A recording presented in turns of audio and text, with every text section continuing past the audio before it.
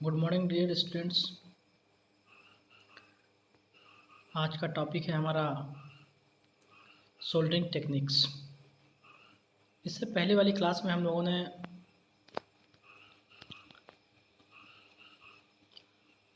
Soldering को पढ़ा कि सोल्डरिंग क्या है, सोल्डरिंग के कितने जो हमारे सोल्डर होते हैं उसके कितने प्रकार हैं, क्या कंपोजिशन है, और जो हम फ्लक्स उपयोग करते हैं सोल्डरिंग के लिए वो उसके कितने प्रकार हैं, कौन सा फ्लक्स हमें किस सोल्डर के साथ और किस मेटल के साथ उपयोग करना चाहिए। आज का हमारा लेक्चर है सोल्डरिंग टेक्निक्स कि जो हम सोल्डरिंग करते हैं तो हमें उसमें कौन कौन सी टेक्निक्स को ध्यान रखना चाहिए, क्या टेक्निक्स हैं जिससे हमारा सोल्डरिंग सही से हो। तो देखिए, सबसे पहले जो टेक्निक है हम जो कॉमनली यूज़ करते हैं सोल्डरिंग, हम सोल्डरिंग आयरन के साथ ज़्यादा प्रेफर करते हैं। जो हमें यूज़ आता है हमारे प्रैक्टिकल के दौरान, सोल्डरिंग आयरन मोस्टली यूज़ होता है। तो हमें कैसे करना है, सोल्डरिंग आयरन से सोल्डरिंग कैसे करना है, ये मैं आपको आज बताऊंगा। तो सबसे पहला स्टेप है, देखिए कि इस पर लिखा हुआ है स्लाइड पे आपके कि the joining surface is first cleaned and then flux is applied over the surface. सबसे पहले हम क्या करते हैं, जो हमारा ज्वाइनिंग के लिए हमारा जो भी कंडक्टर पार्ट है उसका हम सरफेस को सबसे पहले क्लीन करते हैं। क्लीन करने के बाद हम उस पर क्या करते हैं, फ्लक्स लगाते हैं। ठीक है, सरफेस के ऊपर हम फ्लक्स लगाते हैं। उसके बाद अगला स्टेप क्या है, दूसरा, the joint is then heated and the solder is kept over the surface to be soldered and heat is applied by the soldering iron keeping the soldering iron tip over it.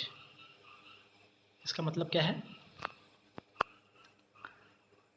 इसके बाद हम क्या करते हैं, joint को क्या करते हैं, पहले हीट करते हैं। जो हमारा ज्वाइंट करने के लिए हमने जो दो कंडक्टर पार्ट्स लिए हुए हैं उसको हीट करते हैं सोल्डरिंग आयरन की सहायता से, और उसके ऊपर हम क्या करते हैं, सोल्डर को रखते हैं।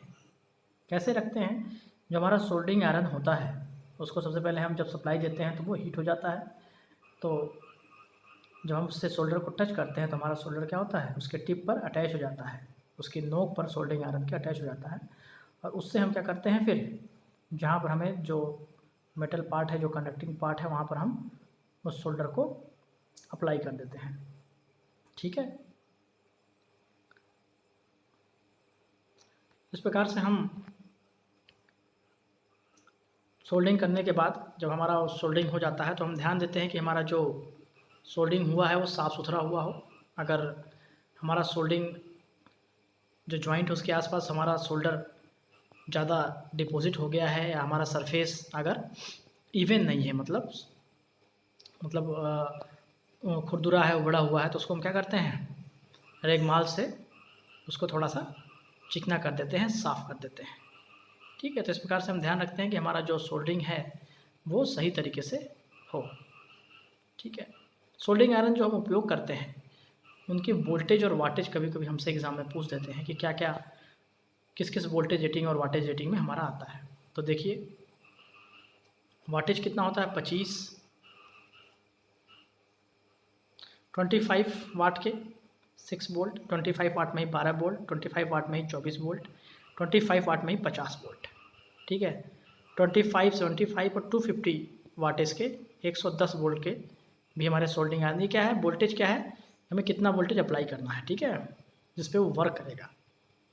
उसके बाद 230 या 240 वोल्ट जो हम यूज़ करते हैं। ठीक है, मोस्टली यूज्ड हमारा जो सोल्डरिंग आयरन होता है वो क्या होता है, जो हम 230 या 240 वोल्ट जिसको बोल दें, जो हमारी सिंगल फेज से सप्लाई होती है, तो उसमें हमारे सब 5, 10, 25, 75, 125, 250 और 500 वाटेज के भी हमारे आयरन आते हैं। तो हमें क्या पूछ सकते हैं कि हमारा जो वोल्टेज दिया हुआ है, वोल्टेज देने के बाद हमसे वाटेज पूछ सकते हैं कि इस वोल्टेज पे कितने कितने वाट के सोल्डरिंग आयरन्स अवेलेबल हैं।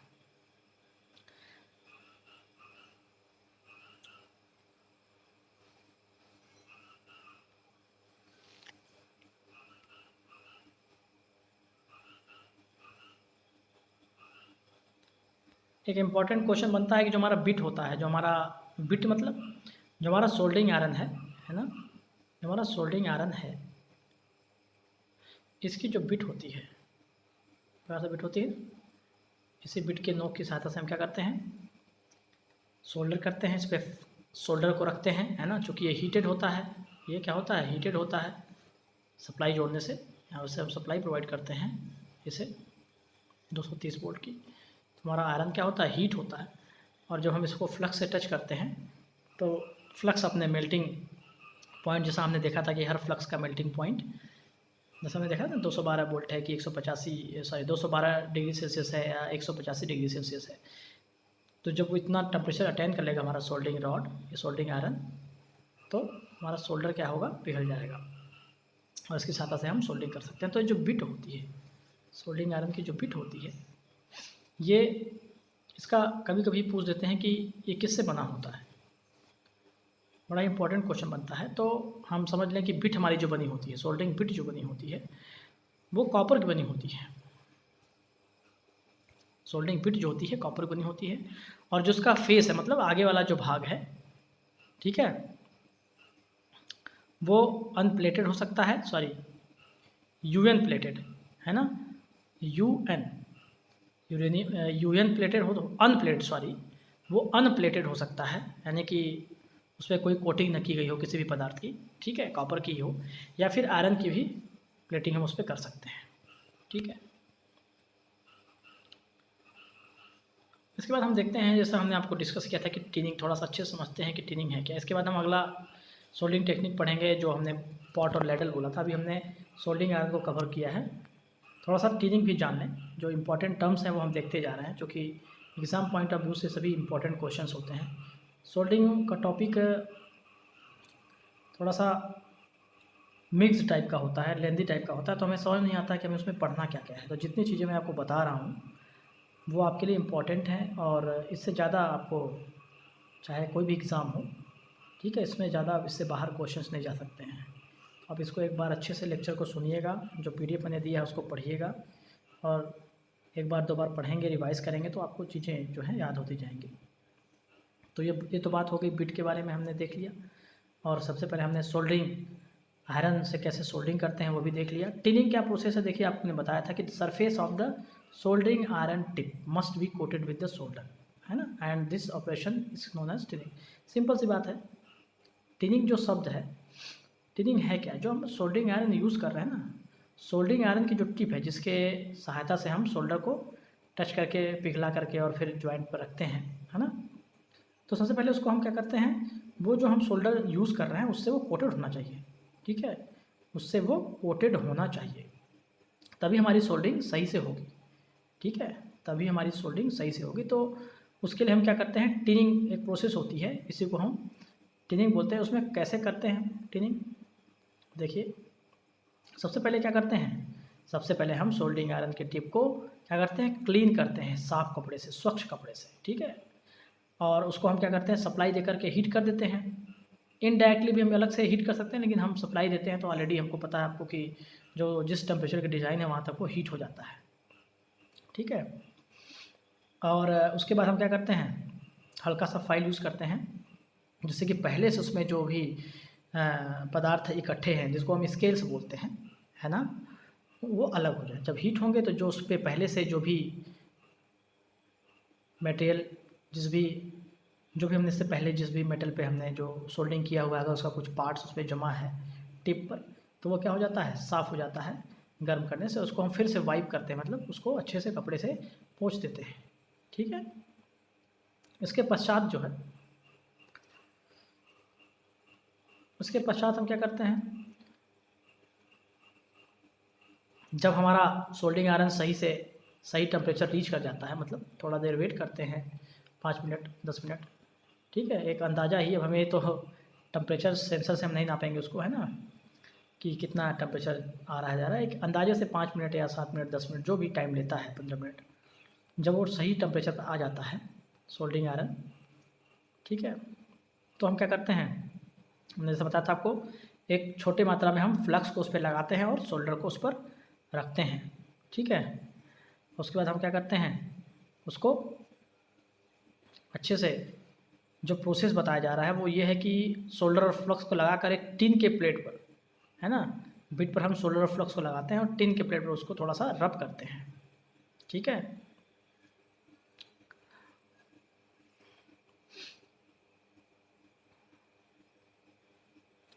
तो जनरली ऐसा होता नहीं। जनरली हम क्या करते हैं कि हम फ्लक्स से और फ्लक्स लगा करके उस पर क्या करते हैं, सोल्डर को एक बार सोल्डर उस पर लगा देते हैं और उसके बाद उसको रब करके और फिर से हम जो है उसको अच्छे से साफ़ कर लेते हैं। ठीक है, तो ये कर लेना चाहिए। अगर हमें अपने सोल्डिंग आयरन से सही से अगर हमको सोल्डिंग करनी है तो थोड़ी सी टिनिंग प्रोसेस हमको फॉलो करनी चाहिए, जिससे कि हमारा सोल्डिंग प्रोसेस है वो सही से आगे कार्य कर सके। चलिए, अगला जो सोल्डिंग टेक्निक है उसमें है आपका soldering with pot and ladle. उसको हम देख लेते हैं। पॉट और लेडल, देखिए पॉट और लेडल का जो उपयोग होता है, बड़े बड़े केबल्स के जो ब्रेकडाउन हो जाते हैं, ठीक है, बड़ी मात्रा में जब हमें सोल्डिंग करना होता है तब हम पॉट और लेडल का उपयोग करते हैं। ठीक है, देखिए पहले लिखा हुआ है कि लार्जर साइज जॉब्स जो होते हैं, जैसे कि अंडरग्राउंड केबल्स हो गए या ओवरहेड केबल्स हमारी हो गई, ठीक है, वैसे बड़े बड़े केबल्स को जो हमें ज्वाइनिंग करना होता है उसमें हम क्या करते हैं, एक मेल्टिंग पॉट होता है, एक मेल्टिंग पॉट, एक पात्र होता है। जैसे मान लीजिए मेल्टिंग पॉट हो गया ये हमारा। ठीक है, इस मेल्टिंग पॉट में हम क्या करेंगे कि जिस सोल्डर को जिससे हमको सोल्डिंग करनी है जॉइंट्स पे,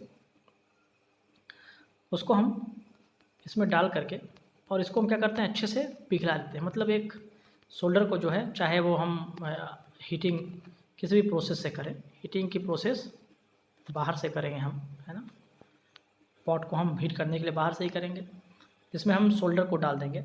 ठीक है, और उसको अच्छे से हीट करेंगे। ठीक है, इसके लिए हम यूज़ क्या करते हैं, जैसे कि हमने इसके नीचे भट्टी लगा दी, है ना, चारकोल या कोयले की भट्टी लगा दी, लकड़ी लगा दिया, उससे इसको जला करके हीट कर ले रहे हैं। या हमारे पास एक ब्लो लैंप होता है। ठीक है, ब्लो लैंप आपको पता होगा, है ना, लैंप होता है, उसमें हम कुछ ज्वलनशील ऐसा कोई भी लिक्विड डाल देते हैं, उसके बाद उसको क्या करते हैं, एक प्रेशर से उसमें हम क्या करते हैं, आग लगाते हैं, है ना, और वो उससे क्या होती है, आग ब्लो होती है, मतलब जो आपका फायर है वो ब्लो होता है, उससे हमको हीट मिलता है। तो किसी भी प्रोसेस से हम क्या कर सकते हैं, इसको सोल्डर को पॉट में लेके, पात्र में लेकर के क्या कर सकते हैं, गर्म कर सकते हैं।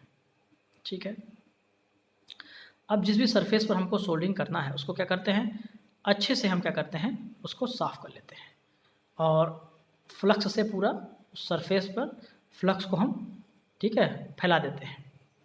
ठीक है, उसको गर्म कर देते हैं।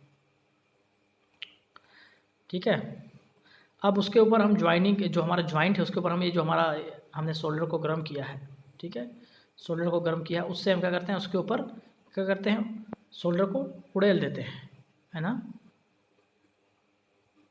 ऐसा हम कई बार करते हैं ताकि जो हमारा सरफेस है, जो हमारा सोल्डर का जो टेम्परेचर है उसके टेम्परेचर के बराबर सरफेस का भी टेम्परेचर आ जाए। ठीक है, तो इस प्रकार से हम पॉट एंड लेडल हम क्यों यूज़ करते हैं, लेडल से हम क्या कर सकते हैं, उसको जो मेल्टेड हमारा कलशी होती है, जो मेल्टेड हमारा सोल्डर है उसको हम क्या करते हैं, ज्वाइंट पर जो हमारा मेल्टेड सोल्डर है उसको डाल सकते हैं। तो इस प्रकार से सोल्डिंग बड़े जो केबल्स हैं, जो अंडरग्राउंड केबल्स हैं, और कोई भी बड़ा हमारा जॉब साइज बड़ा है तो हम पॉट और लेडल का उपयोग करते हैं। ठीक है, तो ये सोल्डिंग टेक्निक की दूसरी आपकी हो गई। तो मोस्टली हमारे जो ट्रेड में, इलेक्ट्रिशियन ट्रेड में सोल्डिंग आयरन और पॉट और लेडल से हम सोल्डिंग करते हैं। आई होप कि आपको इसका प्रोसेस समझ में आया होगा। चलिए, थोड़ा सा एक चीज़ हम जान लें कि अगर हमारा कॉपर का केबल है, जनरली हमारे दिमाग में प्रश्न भी आता है, हम जब लैब में अपना प्रैक्टिकल परफॉर्म करते हैं तो कॉपर की केबल जो होती है उसे, उसका जॉइंट हम देखते हैं कि आसानी से वो जॉइंट होता है, पर जो एल्युमिनियम होता है, एल्युमिनियम केबल्स की सोल्डिंग करना उतना आसान नहीं होता है। एल्युमिनियम केबल्स जो कि काफ़ी, एल्युमिनियम जो हल्का और चिकना धातु होता है, तो देखिए हम इसमें देख भी सकते हैं कि soldering of aluminium conductor is more difficult than soldering copper conductors. Generally हमें लैब में अगर कोई कॉपर की तार मिले तो हम उसको ज्वाइन कर देते हैं, और एल्युमिनियम की तार भी है तो उसको भी हम उसी प्रोसेस से ज्वाइन करने की कोशिश करते हैं, है ना, जो कि ज्वाइन नहीं होता है। तो ये हमें ध्यान रखना है कि एल्युमिनियम केबल्स जो भी होंगी उनका प्रोसेस थोड़ा सा अलग होगा। उन्हें ज्वाइन करने के लिए हमें अलग सोल्डर्स फ्लक्स लेने पड़ेंगे। ठीक है, क्या सोल्डर होता है? एक स्पेशल प्रकार का सॉफ्ट सोल्डर होता है जिसमें स्मॉल परसेंटेज ऑफ जिंक मिलाया जाता है। उस सोल्डर में जिंक की मात्रा भी होती है। ठीक है, और स्मॉल परसेंटेज ऑफ जिंक मिला करके हम वो सोल्डर तैयार करते हैं। और ऐसे जो सोल्डर्स होते हैं इनको हम सॉफ्ट सोल्डर्स बोलते हैं, जिनका मेल्टिंग पॉइंट 300 डिग्री सेल्सियस से नीचे होता है। ठीक है, तो हम देख लेते हैं कि किस किस प्रकार के हमारे सोल्डर्स जो एल्युमिनियम केबल्स को ज्वाइन करने के लिए यूज़ होते हैं। ठीक है,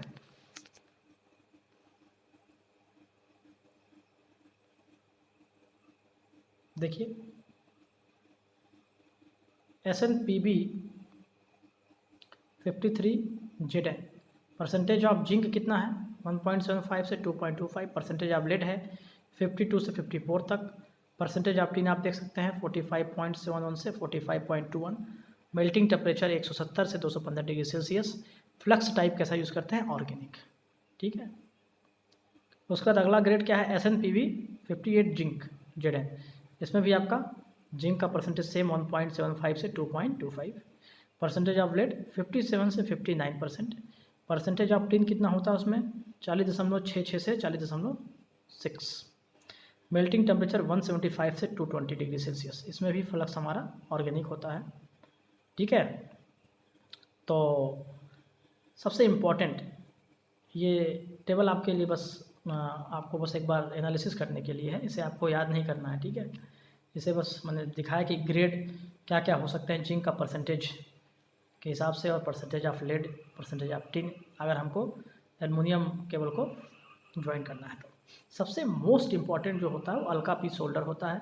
ठीक है, अल्का पी सोल्डर बोलते हैं। कैसा सोल्डर आता है? Alca P solder. ठीक है, अल्का पी सोल्डर उपयोग होता है, अगर आपसे पूछा जाएगा कि एल्युमिनियम केबल्स के ज्वाइन के लिए कौन सा सोल्डर उपयुक्त है, तो आप बोलोगे Alca P, ALCA P, Alca P solder. 51% lead होता है, 31% टिन होता है, 9% देखिए यहाँ पर जिंक होता है, एंड 9% कैडमियम होता है। ये आपको कंपोजिशन याद रखना है, ये कंपोजिशन आपको याद रखना है, क्योंकि Alca P solder mostly use होता है आपको एल्युमिनियम केबल के जॉइंट्स के लिए, सोल्डरिंग के लिए। तो इसमें आपको स्पेशली लेड के, टिन के, जिंक के और कैडमियम 4 कंपोनेंट से मिलकर बना हुआ है, 4 ये जो कंपोजिशंस हैं। ठीक है, ये एल्युमिनियम कंडक्टर्स को ज्वाइन करने के लिए उपयोग होता है अल्का पी सोल्डर। एक सोल्डर और है जो कि यूज़ होता है, जिसे हम केरालाइट सोल्डर बोलते हैं। क्या बोलते हैं? केरालाइट सोल्डर। ठीक है, 2 सोल्डर है, इससे प्रश्न बनते हैं, इम्पॉर्टेंट टॉपिक है आपके लिए। तो एल्युमिनियम कंडक्टर्स ज्वाइन करने के लिए केरालाइट सोल्डर होता है। ये भी सोल्डरिंग, एल्युमिनियम कंडक्टर्स के लिए सोल्डरिंग करने के लिए उपयोग होता है। ठीक है, केरालाइट सोल्डर। तो अल्का पी सोल्डर हो गया जिसका आपने कंपोजिशन देखा, और एक हो गया आपका केरालाइट सोल्डर। कौन सा फ्लक्स यूज़ करेंगे?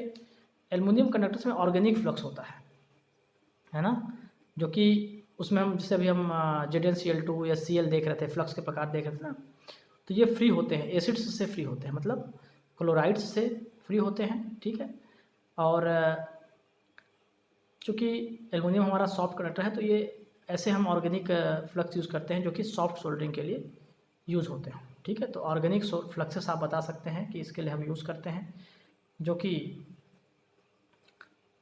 क्लोराइड्स से फ्री होते हैं, ZnCl2 नहीं होते हैं या Cl नहीं होते हैं। ठीक है, ये रिएक्शन टाइप के फ्लक्स होते हैं, ऑर्गेनिक फ्लक्स रिएक्शन टाइप के फ्लक्स होते हैं, जिनका हम उपयोग करते हैं। ठीक है, एल्युमिनियम कंडक्टर की सोल्डरिंग के लिए। तो ये इंपॉर्टेंट है आपका कि कॉपर का जो सोल्डरिंग होता है वो तो इसलिए हम कर सकते हैं नॉर्मली, जो हमारा इलेक्ट्रिशियंस सोल्डर है ना, और टिन मैन सोल्डर हमने देखा था।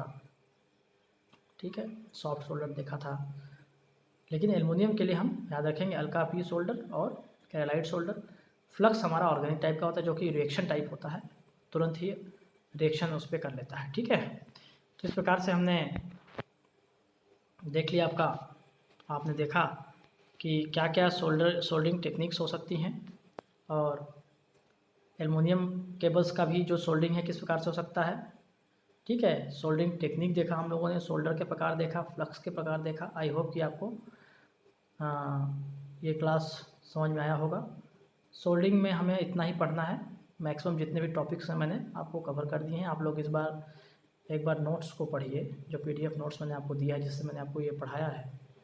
और अगर कहीं कोई डाउट होता है तो आप मुझसे पूछिएगा, ठीक है। नोट्स इंग्लिश में है, मैंने हिंदी में आपको डिक्टेट भी किया है, हिंदी में डिक्टेट करके समझा दिया है। तो कोई डाउट होगा तो आप व्हाट्सएप ग्रुप पर मुझे पूछ सकते हैं अपने डाउट्स। चलिए आज के लिए इतना ही, और वीडियो को वॉच करने के लिए सभी स्टूडेंट्स का धन्यवाद। आप लोग अपने प्रिपरेशन अच्छे से करिए।